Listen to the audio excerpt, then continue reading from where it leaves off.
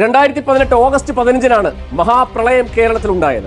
പോലീസും നാട്ടുകാരും ദുരന്ത നിവാരണ സേനയുമാണ് ആദ്യ രക്ഷാപ്രവർത്തനത്തിൽ പങ്കെടുത്തതെങ്കിലും പൊടുന്നനെ ഉണ്ടായ മഹാജലപ്രളയം അവരെ നിസ്സഹായരാക്കി. തങ്ങളുടെ മാതാപിതാക്കൾ മരണത്തിലേക്ക് വഴുതി വീഴുന്നത് കണ്ട് വിദേശത്തു നിന്നും നിലവിളിച്ച മക്കളുടെ കൂട്ടക്കരച്ചിലുകൾ, സ്വത്തും സമ്പാദ്യവും ഇതുവരെ സമ്പാദിച്ച സകല വസ്തുക്കളും മിണ്ടാപ്രാണികളടക്കം മഹാജലപ്രളയത്തിൽ ഒഴുകിപ്പോകുന്നത് കണ്ട് കേരളത്തിലാകമാനം ഉയർന്ന കൂട്ട നിലവിളികൾ.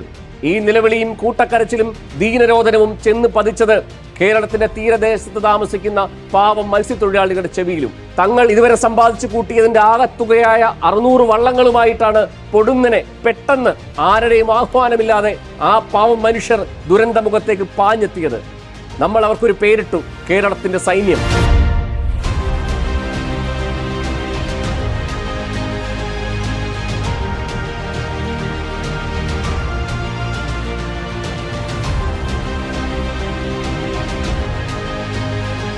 പക്ഷെ ഇപ്പോൾ കേരളത്തിൽ ആ പാവം മനുഷ്യരുടെ നിലവിളി ഉയരുന്നുണ്ട്. കണ്ണടച്ച് കാണാതെ ഇരിക്കാൻ നമുക്കാവില്ല.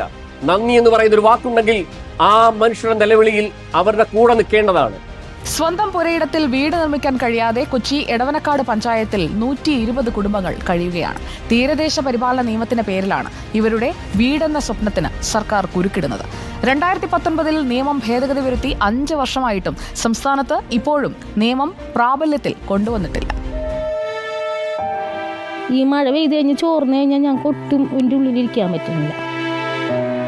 പാത്രമൊക്കെ വെച്ച് വെള്ളമൊക്കെ ഒഴുകി കൊച്ചുകൾ ഉറങ്ങാണ്ടൊക്കെ ഇരിക്കും വെള്ളം കയറുമ്പോൾ.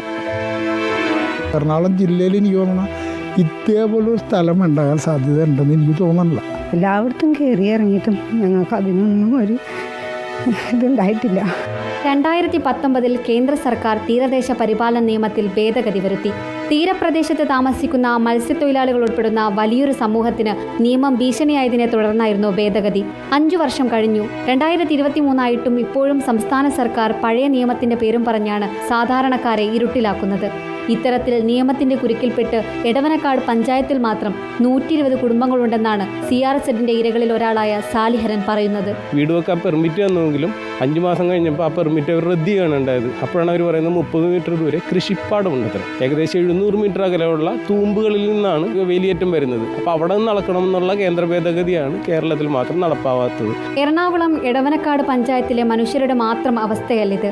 സംസ്ഥാനത്തെ തീരദേശ ജില്ലകളിലെല്ലാം ഈ പ്രശ്നമുണ്ട്. അവരിൽ ചിലർ മാത്രമാണിവർ.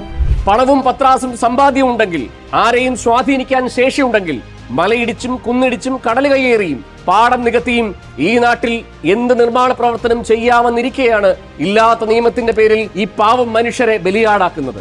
ഞാൻ ഇന്നുവരെ എൻ്റെ ഒരു വീഡിയോ ഷെയർ ചെയ്യണമെന്നോ കാണണമെന്നോ പറഞ്ഞിട്ടില്ല. പക്ഷെ ഇതങ്ങനെയല്ല. 2018-ൽ ഈ മനുഷ്യർക്ക് വേണ്ടി കൈയടിച്ചത്, ഇവരെ ആദരിച്ചത്, നന്ദി പറഞ്ഞത് ആത്മാർത്ഥതയുള്ള ഒരു ഹൃദയത്തിൽ നിന്നാണെങ്കിൽ ഇവർക്ക് വേണ്ടി സംസാരിക്കണം. കാരണം അടച്ചുറപ്പുള്ള വീട്ടിൽ ജീവിക്കാൻ ഈ മനുഷ്യർക്ക് അവകാശമുണ്ട്.